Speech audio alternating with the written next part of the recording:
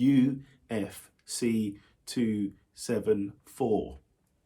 Gaethje versus Oliveira. Hey, this was a crazy match. Didn't make it out the first round.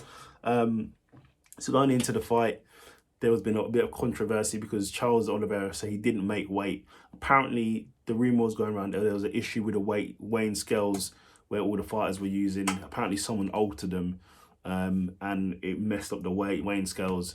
And a lot of people were half a pound over, including Charles Oliveira. So he was half a pound over his normal weight, which then resulted in him not being able to defend the lightweight title, and him actually had to vacate it because he didn't make the weight.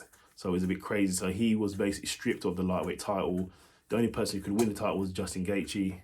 So it was a bit of a crazy turn of events. I know Oliveira had weight issues previously, but he said it wasn't his fault. It was something to do with the scales. So if Oliveira wins that, he's the number one contender. And if Gaethje wins, he becomes the champion. But awesome match, awesome fight. If Gaethje and Oliveira in the fight, you know it's a barn burner. In the beginning, Gaethje was lighting them up a bit with the leg kicks started to affect. Obviously, the low calf kicks that Gaethje likes to hit, they were starting to hit their mark on Charles. I could see Charles feeling a bit uncomfortable, but Charles was actually coming forward. Then Gaethje started to hit him with left and the right, left hooks, and it kept dropping and hurting Charles quite a few times. Charles, what he did, he tried to stay on the ground, open guard, but obviously Gaethje's not going to go for the open guard on Charles, so he didn't go for it. So he just said, hey, get up, and that was it. Then he went back to the feet again. There's one point where they clinched, and then Charles went through a pulled guard, trying to get the submission there, but Gaethje didn't want none of it, so he stepped out. And then they went back and forth on the feet, and then Charles got Gaethje with a nice overhand right, sat him down, straight away went for a armbar, but he didn't get an armbar, so he transitioned to the rear naked choke. It's over. If Charles Oliveira gets your back, it is a wrap. It's good night. So yeah, I think Drake lost $500,000 on that. He put down $500,000 on Gaethje. He's just losing a lot of money, Drake. Drake needs to stop betting. He needs to stop betting.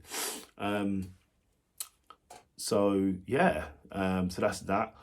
What happens from now? Well, post-fight, Charles was like, listen, he doesn't care. He will fight anybody. He said, where's Conor McGregor at? He doesn't care. He will fight anybody who they put in front of him. So Charles' next fight will be for the lightweight title, the actual title. So if he wins his next fight, we'll get his title back.